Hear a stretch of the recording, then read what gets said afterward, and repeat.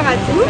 Ce soir, 18h, le 15 décembre 2020, nous sommes sous la pluie contre vents et marées pour défendre la culture et surtout la réouverture des lieux de culture, donc théâtre, cinéma, musée, qui après tous ces mois d'attente ne voient toujours pas d'explication à ce pourquoi ils sont toujours fermés.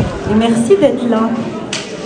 C'est très émouvant de sortir d'un conseil d'administration et de voir ce hall rempli, un conseil d'administration un peu étrange puisqu'on a fait part avec les équipes de ce beau théâtre de notre sentiment d'impuissance face à ce que nous traversons et voilà, et en même temps beaucoup d'empathie et de soutien de nos tutelles qui comprennent qu'on est dans un moment tellement particulier et que le soutien aux équipes artistiques reste hyper important.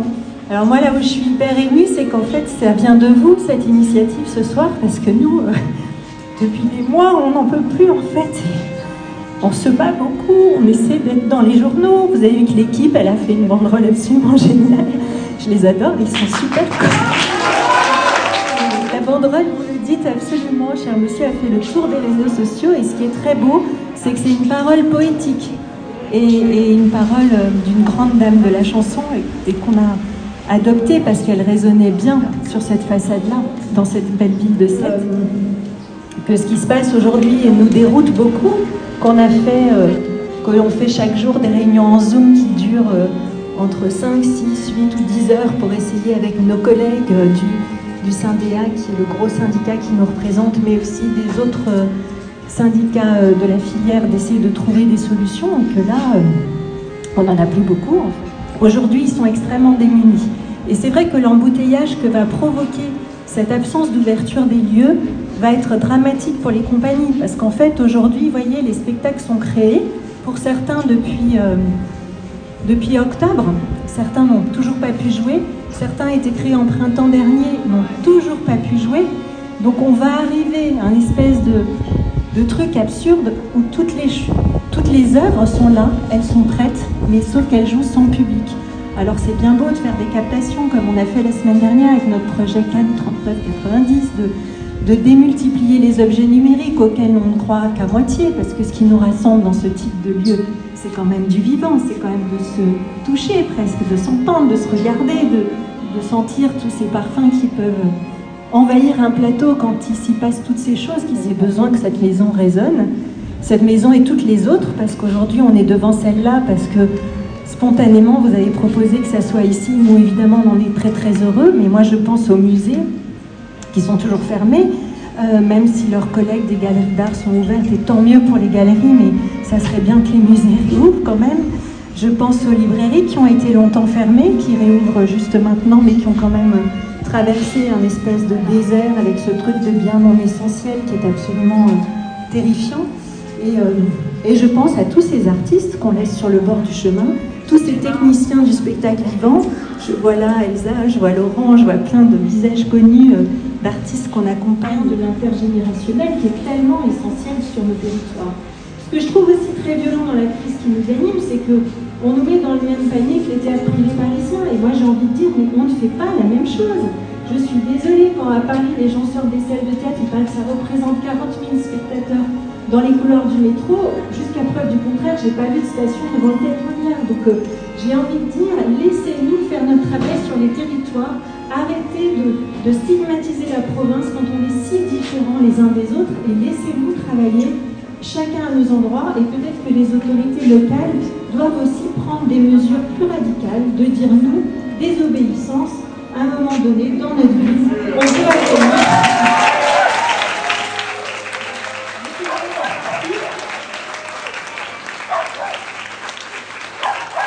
on peut accueillir en toute sécurité. Ce qui nous fait beaucoup de mal, j'ai Frédéric, notre directeur technique à côté de moi, c'est que nous, depuis le mois de juin, date à laquelle on a recommencé à accueillir des compagnies au travail, on a mis en place un protocole sanitaire hallucinant, d'ailleurs qui nous fait un petit budget à la fin de l'année, où vous les désinfectez, vous avez ces petites machines-là à l'entrée, vous êtes masqués, on vous place en salle, vous ressortez par une autre porte, on essaie de limiter les croisements, les flux, etc.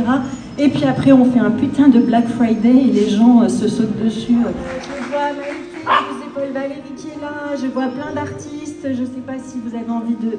ou même des spectateurs, de dire un mot, parce que moi j'ai envie d'entendre votre parole de spectateurs qui n'avaient plus accès à des œuvres. Je trouve ça hyper violent, à un moment où on est tellement seul dans ce deuxième confinement, que ça nous manque profondément. Lingette. Gardez le masque. Gardez le masque. Moi, je veux dire, les salles de spectacle, même à Paris, de partout, qu'on nous ouvre, qu'on nous rende nos salles de spectacle. Il y a des artistes, des comédiens, des techniciens qui ont besoin de travailler, même à Paris, on n'est pas des villes. Voilà. Ravi de voir qu'il y a autant de monde à ce rassemblement citoyen devant le théâtre aujourd'hui, alors qu'il pleut des cordes. Eh bien, il y a une très belle mobilisation, il y a énormément de gens. C'est une initiative citoyenne, c'est parti dimanche matin dans les Halles de Sète et les réseaux sociaux ont relayé. L'idée, c'était que nous, en tant que public, on était en manque de culture, de cinéma, de théâtre, de spectacle, et que l'on voulait absolument soutenir également les artistes. Et la fermeture des lieux culturels fait partie de ces choses premières qui n'ont pas de sens. Je crois qu'on ne pourra faire avancer les choses que si nous sommes actifs. On l'a peut-être été beaucoup moins que d'autres. On a été actifs chacun dans son coin, de son côté. Il faut être actifs ensemble. Alors ce soir, il pleut, mais moi ça me gêne d'être à l'intérieur. Il pleut moins. Je trouve que ce serait mieux d'être dehors. Ici, on est entre nous. Si on est dehors, on nous entend. Je ne sais pas ce que vous en pensez, mais voilà, moi ça me gêne d'être à l'intérieur.